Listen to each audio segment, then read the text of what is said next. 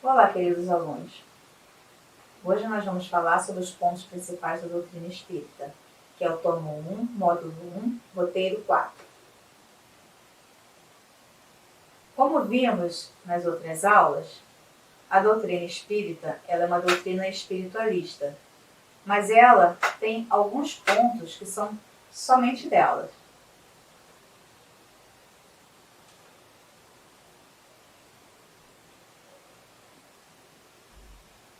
O primeiro deles é Deus, o Criador do Universo. Então, como definir Deus? O que ele é? Note que a pergunta número 1 do Livro dos Espíritos, ela fala o que é Deus. Ela não diz quem é Deus. Ela não diz Deus é como a gente. Não, ela pergunta simplesmente o que é Deus.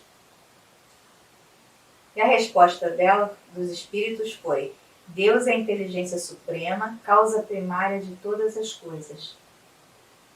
Ele não fala que Deus é um ser humano como nós, ou um ser humano um pouquinho melhor. Não, ele fala que é a inteligência suprema e é que é a causa primária de todas as coisas. Então nós temos muita dificuldade de definir Deus.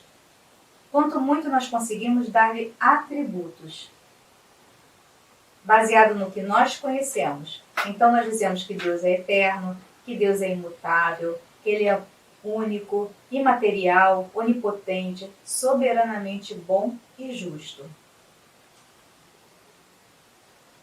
E aí fica a pergunta, então onde nós podemos provar a existência de Deus?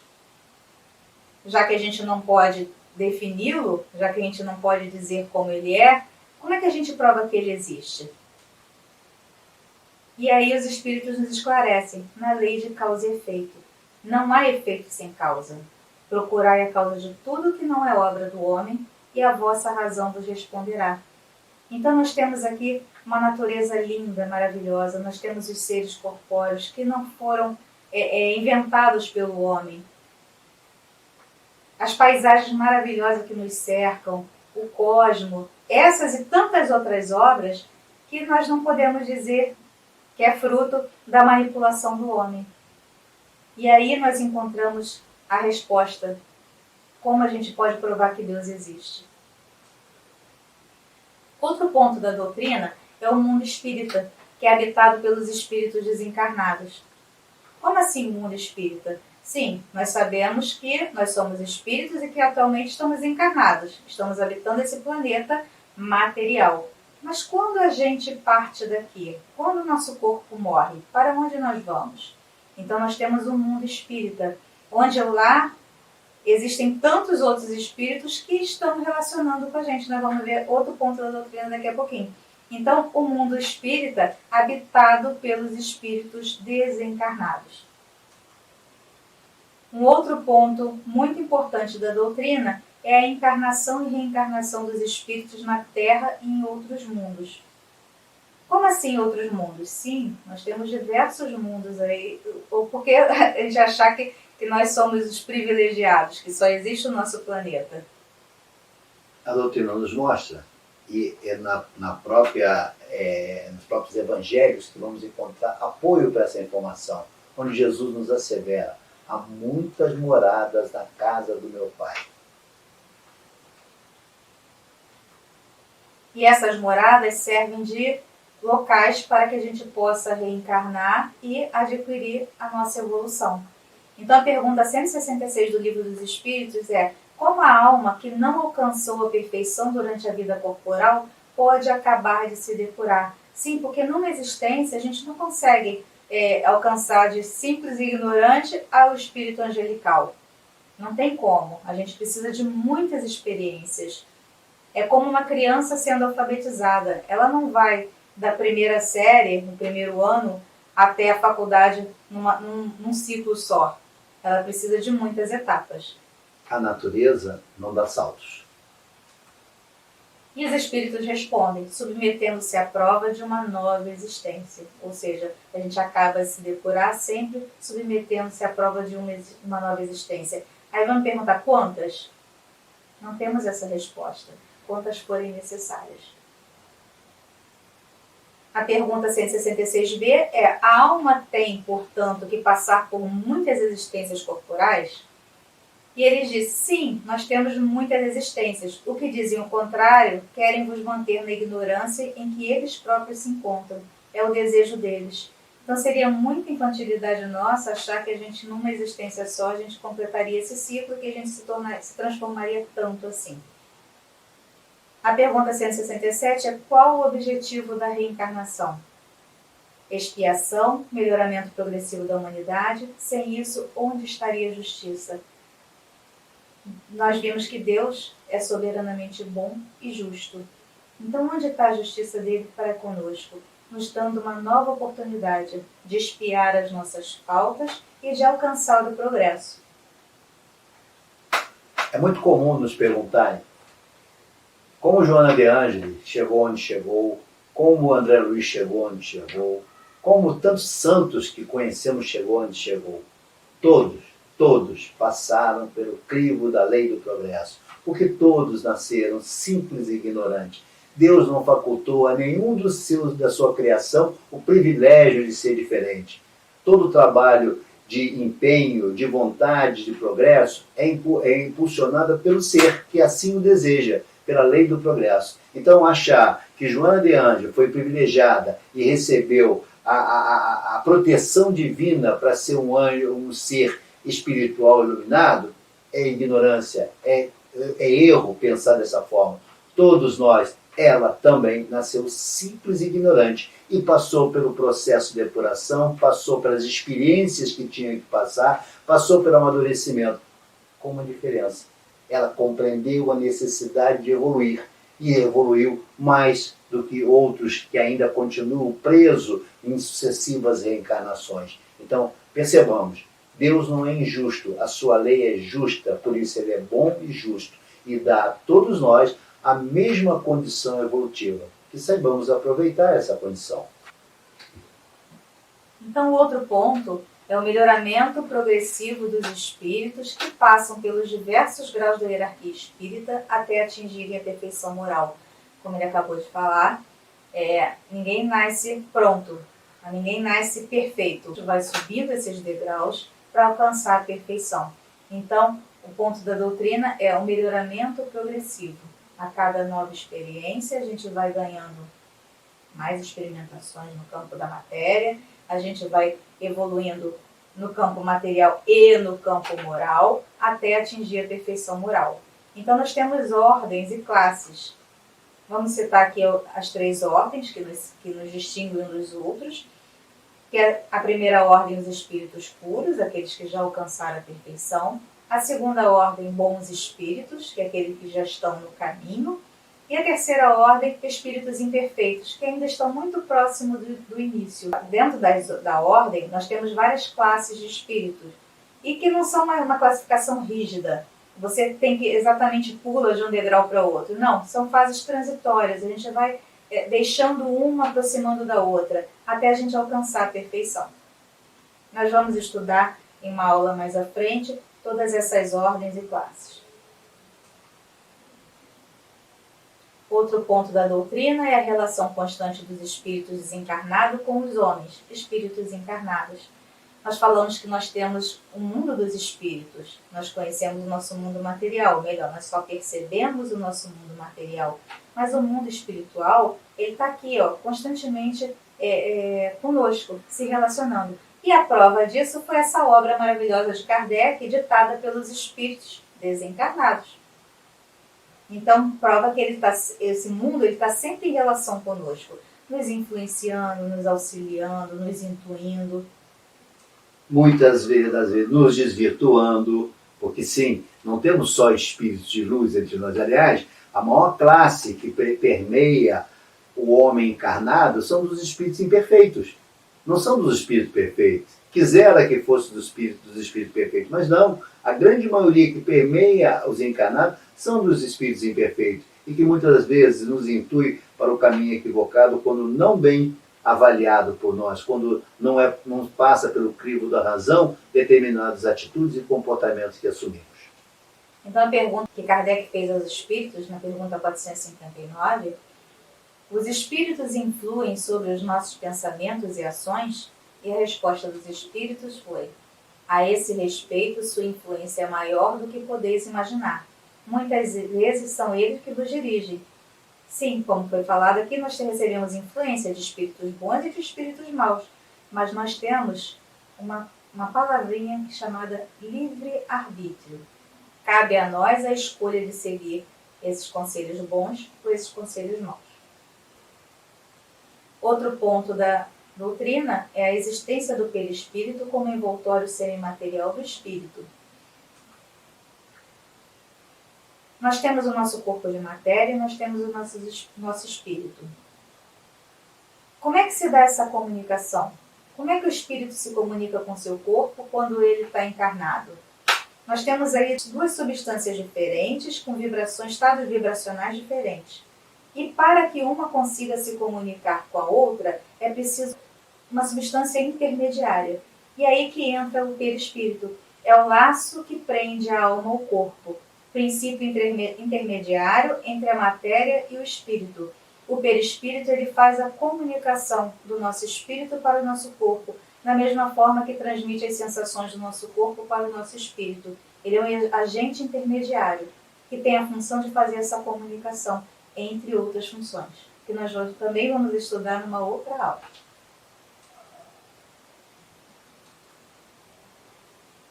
Um outro ponto são os ensinos morais dos espíritos superiores, que podem ser sintetizados como os do Cristo, na máxima evangélica: fazer aos outros o que quereríamos que os outros nos fizessem. Esses ensinos morais estão contidos no Livro dos Espíritos, na parte que nós vamos estudar no tomo 2. São as leis morais.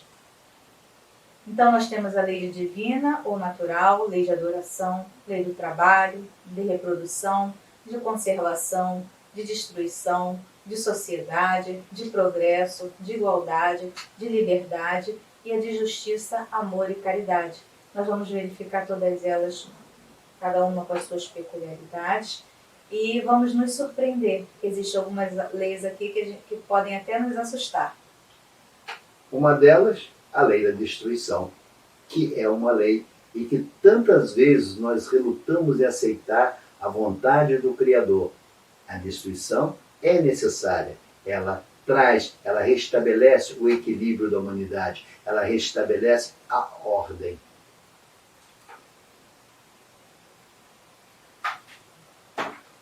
A doutrina espírita, ela não trouxe algo novo. Ela só constatou coisas que acontecem a vida inteira, desde o princípio do mundo. Então, no próprio Evangelho, no Novo Testamento, nós encontramos vários pontos da doutrina espírita que antes ficavam obscurecidos. E hoje, com a revelação da doutrina espírita, a gente consegue enxergá-los nos Evangelhos. Uma das passagens é a que tornou a entrar Pilatos no palácio e chamou a Jesus e disse: Tu és rei dos judeus? Respondeu-lhe Jesus: O meu reino não é deste mundo. Jesus já estava falando da pluralidade da existência dos mundos. Que nós temos muitos mundos a habitar. E que o planeta Terra, nosso planeta material, não é o único. Pelo contrário, aqui é um planeta de passagem. Nós estamos aqui para evoluir. E Jesus já mostrava que a verdadeira vida não é a vida material, e sim a vida espiritual. Uma outra passagem é de João, que diz que não perturbe o vosso coração. Crede em Deus, crede também em mim. Há muitas moradas na casa de meu Pai. Se assim não fosse, eu já vos teria dito, pois me vou para vos preparar o lugar. E após ter ido e vos preparado o lugar, eu voltarei e vos retomarei para mim, a fim de que lá onde eu estiver, vós estejais também. Olha João aqui também fazendo citação de que Jesus disse que existiam muitas moradas na casa de meu Pai, novamente reforçando a ideia da pluralidade dos mundos. E os discípulos lhe perguntaram, dizendo: Pois por que dizem os escribas que importa vir Elias primeiro? Mas Jesus, respondendo, disse: Elias certamente há de vir, e restabelecerá todas as coisas. Digo-vos, porém, que Elias já veio, e eles não o conheceram. Antes fizeram dele quanto quiseram. assim também o Filho do Homem há de padecer às suas mãos. Então compreenderam os discípulos que era de João Batista que Jesus lhe falara. Olha aí Jesus falando da reencarnação. Que João Batista era a reencarnação de Elias, um outro ponto da doutrina espírita, que ficava obscurecido até a doutrina revelar a reencarnação. Meus bem-amados, não acrediteis em todos os espíritos, mas provai se os espíritos são de Deus, pois muitos falsos profetas se têm levantado no mundo. Nesse momento, está alertando-nos de que o mundo espiritual ele não é só formado de espíritos angelicais. Simplesmente, quando nós desencarnamos, nós vamos para o mundo espiritual. E a gente não se torna angelical porque deixou o corpo físico. Não, nós vamos tal qual nós caminhamos até o momento em que estamos. Então, se eu sou um espírito imperfeito, com muitos equívocos ainda, muitas incompreensões, é assim que eu vou para o mundo espiritual. Da mesma forma, se eu sou um espírito que eu me dedico ao bem, que eu trabalho, que eu estou evoluindo, que eu estou aumentando o meu grau de compreensão, quando eu for para a espiritualidade, é assim que eu vou estar nesse mundo. Ou seja, o fato de você desencarnar não altera o grau de evolução que você já adquiriu. Eu advirto a todos nesse momento que é muito comum a gente encerrar essa aula achando que os princípios da doutrina são só esses. Não, não são só esses. Eu convido a todos vocês a lerem o Livro dos Espíritos, principalmente na parte introdutória, porque é comum, né, iniciarmos a doutrina e logo começarmos a examinar as questões que são formuladas. E não lemos a introdução, porque a introdução ela realmente é pequena, são pequenas letras, é difícil a leitura, mas no capítulo da introdução, no capítulo 6º, tem todos esses princípios que nós mencionamos e muito mais outros. Para os irmãos terem uma noção, nós lemos aqui mais ou menos umas 4 páginas dos princípios que regem a doutrina espírita. E ele nos adverte a razão. Vou ler só um pedacinho. Vamos resumir, em poucas palavras, os pontos principais da doutrina que nos transmitiram, a fim de mais facilmente respondermos a certas objeções. Então, para que o aluno possa ser um adepto dessa doutrina, é necessário que ele conheça esse livro, que ele leia esse livro, que ele se apoie os ensinamentos e as suas pesquisas dentro do livro dos Espíritos. Porque muitas das vezes se assiste o aluno procurando diversas obras, não a obra de fulano, a obra de ciclano, sem se ater na obra principal do mestre Kardec. É este que é o nosso livro de cabeceira, é daqui que nós tiramos as nossas afirmações, é daqui que nós vamos compreender o mundo espiritual. Então, leiam o Livro dos Espíritos, em especial a parte introdutória. Tira um minutinho de suas vidas, para um instante. Não comece a estudar sem antes ter lido as razões por que a doutrina foi criada. E a introdução tem essa finalidade de mostrar não a obra, mas mostrar o porquê que ela surgiu, quais foram as razões, quais as dificuldades que foram encontradas por Kardec e o mundo espiritual para fazer chegar até os dias de hoje, qual a nossa obrigação diante de um evento espiritual, diante de um fenômeno, o que devemos fazer. Está aqui tudo traçado, delineado. E muitas vezes nós assistimos irmãos falando de doutrina espírita sem ter antes passado pelas instruções. Então, as instruções, elas são extensas, muitas vezes cansativas, né? Demanda certas interpretações, sim, mas vai te trazer um alicerce sólido na compreensão dessa doutrina. Vai evitar que você crie ilusões ou que você propague uma série de inverdades que Kardec sempre as combateu, para que você tenha firmeza no seu dizer, para que você efetivamente conheça o que está dizendo. A gente diz muito em sala de aula, isso para os nossos alunos, em que temos a oportunidade de ministrar presencialmente essas aulas. Nada que estiver fora das obras de Kardec pode ser chamada de doutrina espírita, infelizmente. Mas está escrito aqui. Nada, pode até ter complemento, mas para que tenha um aspecto doutrinário, para que os seus princípios estejam contidos é necessário que estejam dentro dessa obra. Não está dentro dessa obra, não está nesse mundo, não é doutrina espírita. Então, tenhamos essa cautela ao começarmos a trabalhar junto à doutrina, que a gente primeiro tenha conhecimento do aquilo que estamos tratando.